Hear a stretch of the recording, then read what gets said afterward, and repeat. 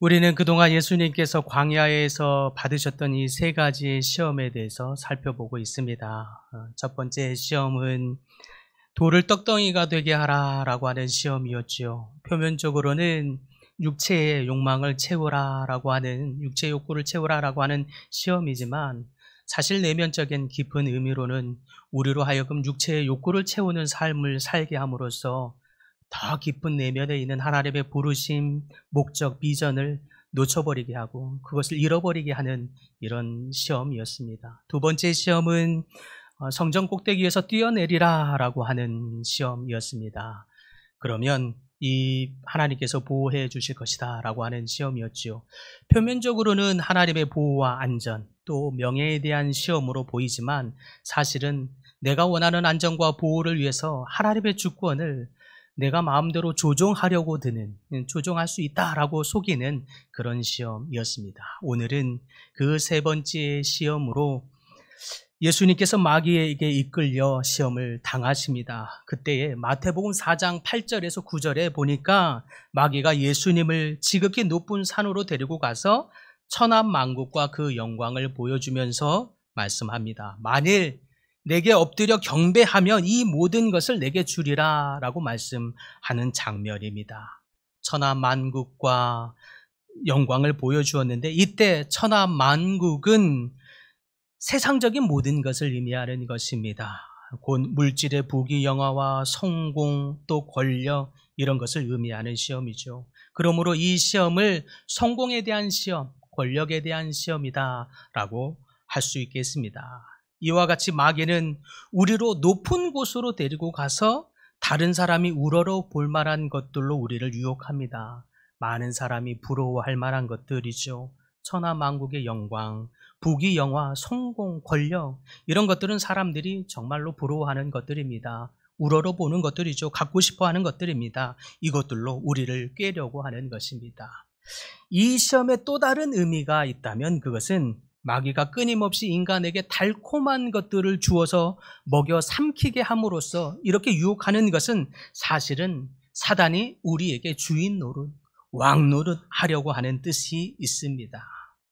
첫째 사람 아담에게는 선악과를 따먹게 해서 그러면 내 눈이 밝아지리라 이렇게 시험하더니 둘째 사람 예수님에게도 와서는 떡을 먹어라 이렇게 했죠. 이제는 그 떡을 먹는 것을 넘어서서 내게 엎드려 절하라 라고 말합니다. 그러면 경배하면 세상의 부귀 영화와 성공, 권력 이 모든 것들 떡의 달콤함보다 더한 것들을 내게 주리라 이렇게 얘기하죠. 이때 보니까 마치 사단이 주인 노릇, 왕 노릇하고 있습니다. 이 달콤한 것들로 우리의 육체의 소욕을 채우게 하려는 것은 우리 인간에 대해서 사단이 주인 노릇, 왕 노릇 하려고 하는 것을 볼 수 있습니다. 결국 인간들로 하여금 달콤한 육체의 소욕으로 가득 채워서 우리로 하여금 어둠의 종, 어둠의 자녀, 종의 자녀가 되어서 결국에는 우리들로 하여금 풀무불의 사망, 그 불구덩이의 사망에 빠지게 하려는 건 이것이 사단의 속셈인 것입니다.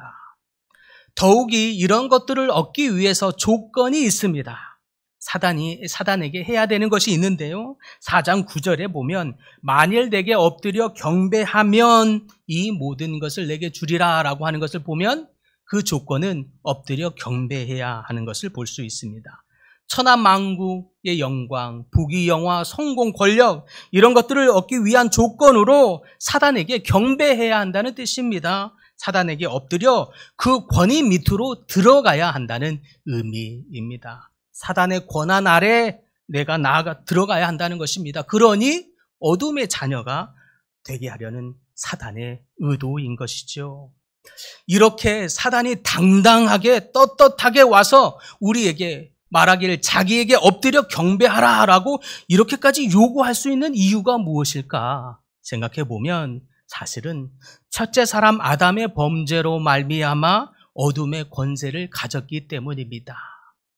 요한복음 12장에 그리고 14장에 그리고 에베소서 2장 2절에 보면 말하기를 이렇게 표현하고 있습니다. 그때에 너희는 그 가운데서 행하여 이 세상 풍조를 따르고 공중의 권세 잡은 자를 따랐으니 지금 불순종의 아들들 가운데서 역사하는 영이라.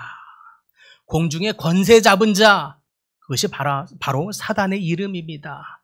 공중의 권세 잡은 자를 따르면 세상의 불순종의 아들들 가운데 역사한다고 말하고 있습니다. 처음 우리 인간에게 축복하시기를 생육하고 번성하라 했습니다. 다스리라 했습니다. 그렇게 주셨던 이 모든 축복을 아담이 범죄함으로 말미암아 잃어버렸습니다. 그런 까닭에 마귀에게 빼앗기면서 사단이 잠시 이 세상에 임금 노릇하며 공중의 권세 잡은 자로 있습니다. 때문에 사단이 이 세상에서 주인 노릇, 왕 노릇하고 있는 것입니다. 나아가서 아담의 범죄 이후에 사단이 이렇게 떵떵거리며 주인 노릇, 왕 노릇하고 있는 또 다른 이유가 있다면 그것은 그 권한을 넘겨받을 때에만 그 힘을 발휘할 수 있기 때문에 그렇습니다. 누가복음 4장 6절에서 7절에 보면 이런 표현을 합니다. 마귀가 예수님에게 시험할 때 이런 말을 했죠. 이것은 이 모든 권위와 그 영광을 내가 내게 주리라. 이것은 나에게 넘겨준 것이므로 내가 원하는 자에게 주노라. 그러므로 내가 만일 내게 절하면 다 내 것이 되리라. 이렇게 말씀하십니다. 이렇게 말씀합니다. 여기에 보면 마귀는 누구로부터 넘겨받았다는 것을 밝히고 있지 못합니다. 왜 그렇습니까? 하나님은 그 고난을 준 적이 없기 때문에 그렇습니다. 다만 그것을 속여서 마치 하나님께 받은 것 마냥 교묘하게 말해서 사람들로 하여금 하나님께 그 고난을 승낙받았나 보다 생각하게 만들어서 마치 자기에게 그 고난이 있으니 내가 원하기만 하면 너에게 줄 수 있다. 끝까지 거짓으로 속이고 있는 것입니다. 그래서 우리에게 절하라 유혹하는 것이지요. 완전히 거짓된 말로 속이고 있으며 세상 권력이 사단의 소유와 그 권한 아래에 있는 것처럼 주인 노릇하면서 주인 행세하면서 백성들로 하여금 착각하게 만들고 있습니다. 그러다가 결국 세상의 성공이 사단에게 정말 속해 있나 보다. 권력과 성공을 얻기 위해서는 어쩔 수 없이 그 사단의 소유에 속한 것이니 어쩔 수 없이 타협해야 되는 부분이 어쩔 수 없는 것이구나. 이렇게 생각하다가 사단에게 엎드려지는 일들이 벌어지게 만드는 것, 이것이 사단의 행사인 것이죠. 여러분이 여기서 주목해야 할 포인트가 있습니다. 아주 중요한 포인트입니다. 사단이 주인 노릇하면서 인간에게 다가와 거짓말로 속삭일 때 한 말이 있는데요. 우리가 좀 전에 읽기를 4장 6절에 뭐라고 되어 있었습니까? 이것은 나에게 넘겨준 것이므로 라고 표현하고 있는 것입니다. 무슨 뜻입니까? 사단이 하는 말은 내용 자체가 사실 거짓말인데 그런데 이 속에는 사단의 특징적 한계가 드러나고 있습니다. 무슨 뜻입니까? 사단은요, 스스로 힘을 발휘할 수 없습니다. 그래서 나에게 넘겨준 것이므로 라고 속이고 있는 것이죠. 그러나 그 한계는 누군가에게 넘겨받아야만 한다는 뜻이기도 합니다. 어느 때 사단이 힘을 발휘한다고요? 그 권위를 넘겨받을 때에 힘을 발휘한다는 뜻이 저기에 드러나고 있는 거죠. 그래서 또 말합니다. 4장 7절에 그러므로 네가 만일 내게 절하면 이라고 하는 이 조건적 구절을 담고 있지요. 하나님은 그에게 고난을 준 적이 없습니다. 때문에 사람에게라도 그 고난을 받기 위해서 말하기를 네가 나에게 절하면 이라고 조건을 달고 있는데 사실 어찌나 당당하게 내게 절하면 내가 너에게 줄 거야 이렇게 타도 주인인 양 당당하게 말하니까 마치 이 고난이 사단에게 있는 것 같지만 사실은 사단에게 절하여 그 권위를 넘겨줌으로 인해서 그 조건이 달성되면 그제서야 내가 힘을 발휘해서 너에게 주리라 이렇게 말하고 있는 거예요. 그렇다면 사실은 우리가 넘겨주지 않으면 사단은 힘을 발휘할 수 없다는 뜻이 여기에서 드러나고 있는 거죠. 사단은 창조의 신이 아닙니다. 그래서 스스로는 존재할 수 없는 것이 바로 사단이에요. 오직 스스로 힘을 발휘할 수 없는 것도 사단입니다.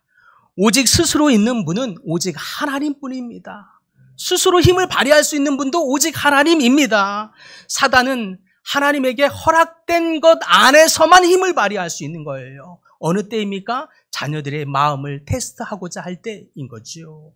사단이 힘을 발휘하는 것 같으나, 능력이 큰 것 같으나 사실은 하나님이 허락된 것 안에서만 힘을 발휘할 수 있고, 또한 우리가 그에게 고난을 넘겨줄 때만 힘을 발휘할 수 있는 것이 사단이 가진 한계라는 뜻입니다. 그 고난을 넘겨받을 때만 힘을 발휘할 수 있는 존재, 그것이 사단입니다. 우리가 그 고난을 넘겨주지 아니하면 어떤 힘도 발휘할 수 없는 존재, 그것이 사단이라는 거예요. 그러므로 사단은 그 고난을 넘겨받아 인간을 종으로 삼으려고 하는 것. 그래서 인간에게 달콤한 것을 주고 내가 너에게 줄 거야 라고 말하지만, 그래서 사실은 인간을 자기의 권한 아래 두려고 하는 것이 바로 사단의 계략이라는 것입니다. 만약 사단이 우리 삶에 어떤 힘을 발휘하는 것처럼 느껴진다면 사실은 우리 삶에서 사단에게 그 권한을 주어버린 까닭입니다. 때문에 사단은 불순종의 아들들 가운데서 역사하는 영이라 이렇게 말하고 있죠.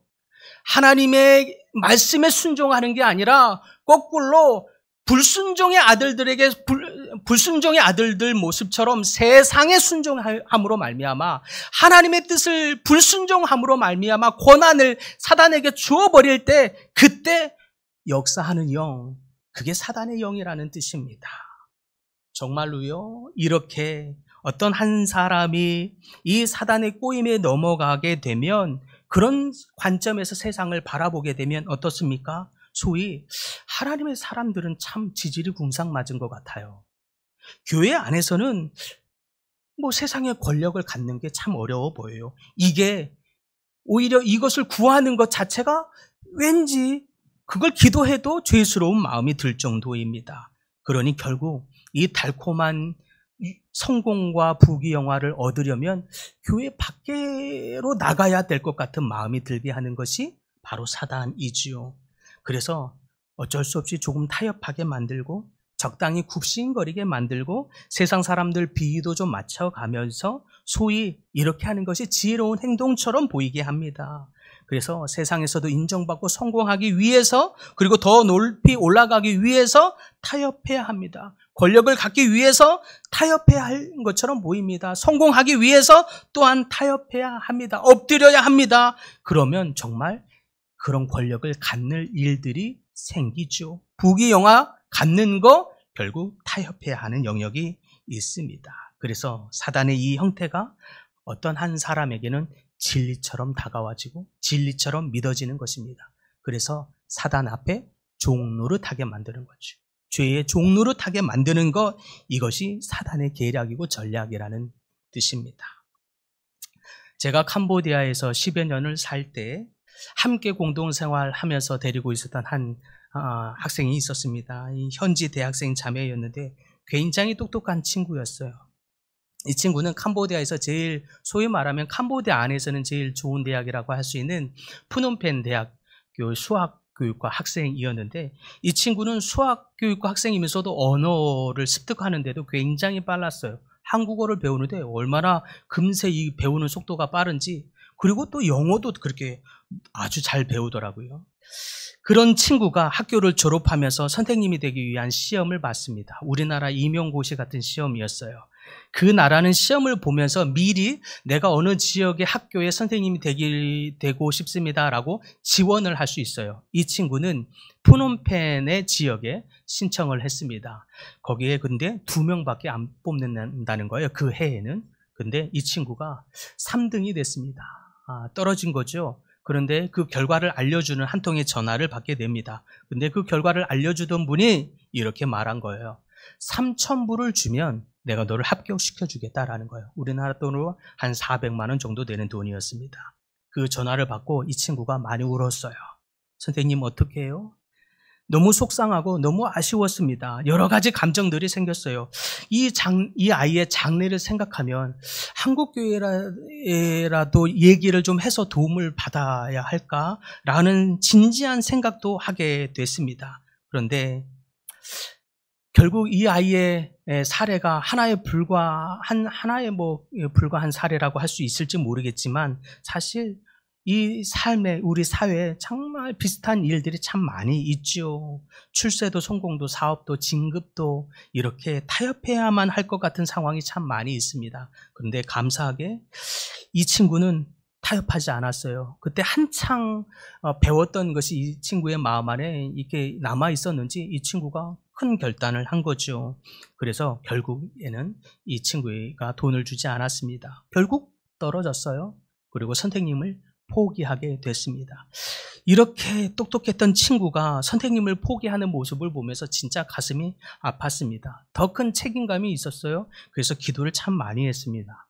그리고 결국 이 친구가 오히려 더 좋은 한국 회사에 들어가면서 선생님보다 몇 배가 되는 월급을 받으면서 큰 은혜를 경험한 적이 있었습니다. 너무 감사했죠. 그런데 1년 뒤에 문제가 벌어졌어요. 이 친구가 학교에서 만났던 이 친구와 결혼을 하게 됐는데 이 신랑도 그 학교의 학생이었어요. 동일한 일이 벌어졌습니다. 이 친구도 똑같이 3등 했다는 거예요. 거기는 신기하게 3등하는 사람이 되게 많아요. 또 3등 했다고 연락이 온 거예요. 근데 이 신랑은 돈을 줬어요. 뒷돈을 줬습니다. 그리고 선생님이 될 수 있었어요. 마을의 큰 경사였습니다. 잔치가 벌어졌어요. 근데 결국 공동체를 떠나게 되었습니다. 나중에 페이스북을 보니까 과거의 삶으로 함께 돌아가 버렸어요. 다시 우상 숭배하고 절에 가서 하얀 옷을 입고 절에 가서 시중을 하고 있는 것을 보면서 되게 가슴이 아팠던 기억이 납니다. 사단은 이처럼 자꾸 우리에게 달콤한 것으로 유혹해서 우리가 한번 타협하면 그 길에 들어서게 만들고 결국 하나님에게서 떠나게 만드는 것, 이것이 사단의 계략인 것을 보게 됩니다. 그런데 예수님은 이 시험을 어떻게 이기셨습니까? 그 예수님의 승리의 비결이 무엇이냐 하는 것입니다. 예수님은 즉시로 명하사 사탄아 물러가라 라고 즉시로 강하게 대적하셨습니다. 무슨 뜻입니까? 경배의 대상은 타협의 대상이 아니라는 뜻입니다. 오직 경배할 분은 하나님뿐이기 때문입니다. 하나님 외에 경배하는 것은 타협의 여지도 없습니다. 생각해 볼 여지도 없는 것입니다. 그렇기 때문에 강하게 질책하십니다. 사탄아 물러가라. 우리의 삶에 이와 같은 시험이 있을 때는 즉시로 고민해 볼 것도 없이 타협해 볼 것도 없이 사탄아 물러가라 대적하시길 바랍니다. 계시록 4장 11절에 보면 그런 말씀이 있습니다. 그 고난의 연기가 세세토록 올라가리로다. 사실 이 말씀은 저주의 말씀이에요. 근데 예수님이 왜 이 저주의 말씀을 쏟아내는가?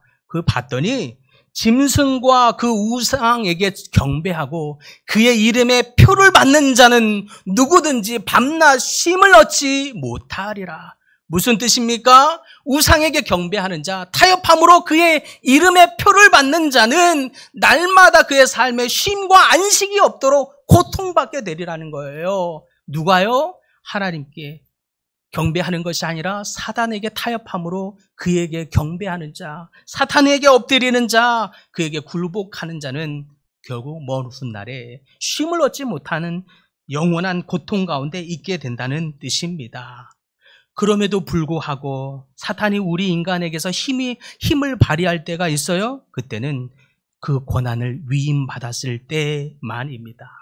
고난을 넘겨주지 아니하면 사탄에게는 어떤 힘도 없습니다. 그래서 사탄은 지금도 우리 인간에게 와서 달콤한 것을 주겠다고 끊임없이 유혹하여서 결국에는 그 고난을 넘겨받으려고 하는 것입니다.